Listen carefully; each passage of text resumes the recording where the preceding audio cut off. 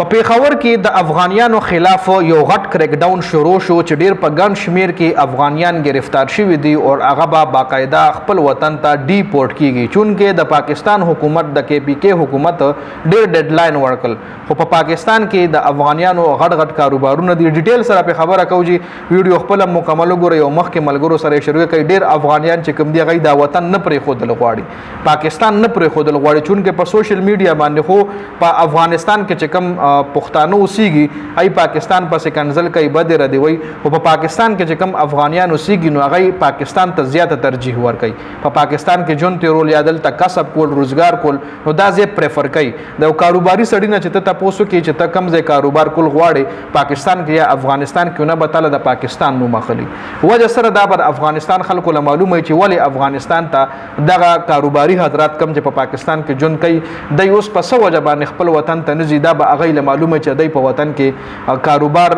مطلب پروموټ کېدو کې یا کاروبار مخکې تلو کې به وخت زیات لګي یا کې د شي الته حکومت نه فیسیلیټیټ کوي سناسر ریزن به خو خیر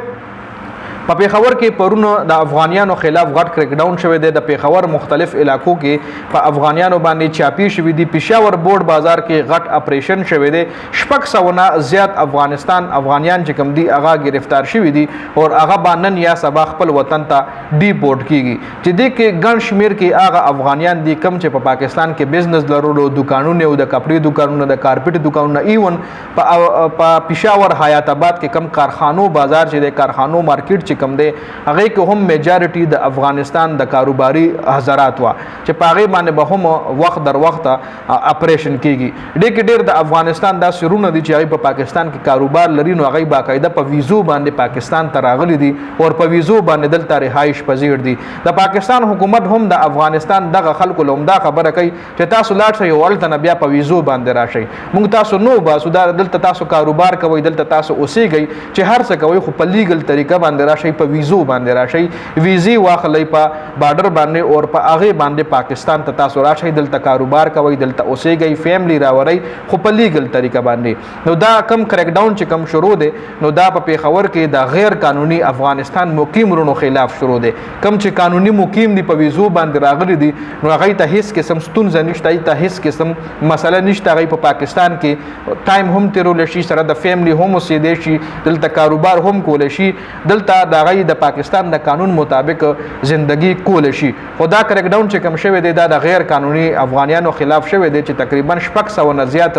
غیر قانوني افغانیان گرفتار شوی دي او هغه باندې یا سبا خپل وطن ته ډیپورټ کیږي او دا کم چې ډیپورټ شي په رضا باندې نه ویتلی او په زور باندې ولګي نو دای بیا ویزا لګول کې هم ستونزه راځي نو بهتره بداوي چې څومره هم افغانستان خلک اوس هم په پاکستان کې مقیم دي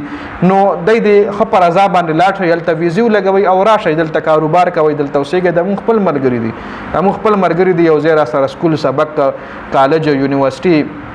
ایون یو ځای کرکټ یو ځای رالوي شي یو هغه هم خپه دغه باندې لاړل او په ویزو باندې واپس راغلو دلته په پاکستان کې په کې پی کې په نوخار په پیښور کې خپل کپړې کاروبارونه کوي خلیګلی راغلي دي چونکه ویزي لګېدو کې لستون زواس چونکه سٹارټ کې د پاکستان چې کوم ایمبیسي د هغه د ویزي پروسیسینګ ټایم چې کومه کې ټایم لګېدو نو سرورو پاکستان خپل د ویزي پروسیسینګ ټایم کې هم بدلون راوستل ویزا هم زر پروسس کیږي او نوې کمپیوټرایز ویزي لګي بارکوډ سکینینګ وغیرہ چې کوم دی هغه زبردست طریقې سره کیږي نو بهتره بداوي چې د دې بیزتۍ نه مطلب یو تاسو باندې د پولیس چاپی لګي تاسو گرفتاریږئ او د پولیس په گاډي کې بیا تاسو ډیپورټ کیږئ نو دا یو قسم لا تاسو بیزتی ده بهتره دا چې تاسو خو صحیح طریقې سره لاړ شئ او صحیح طریقې سره واپس پاکستان ته راشئ مونږ تاسو له هر ټایم هر کله وایو خو د پاکستان قانون دی او دا به فالو کولی دا مونږ هم فالو کوو تاسو به هم فالو کوئ خیر دا اپډیټ سو دی حواله سره که تاسو سره وي کمنټ کولای شئ